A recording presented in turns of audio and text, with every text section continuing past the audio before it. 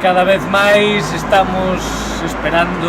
un dioibo, un auténtico dioibo. E se falamos do mundo da comunicación e da prensa, que hai unha sequía pertinaz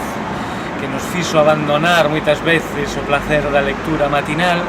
eu de entrada o que desexaría é levantarte con esas ganas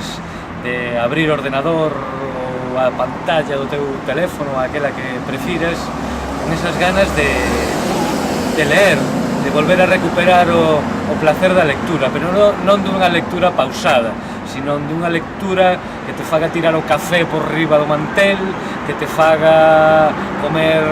as torradas a grandes bocados,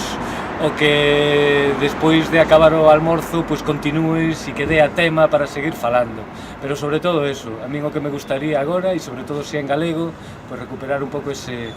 placer de ler algo que a mellor non te gusta, pero que te conmove e que te fai pois tremar un pouco.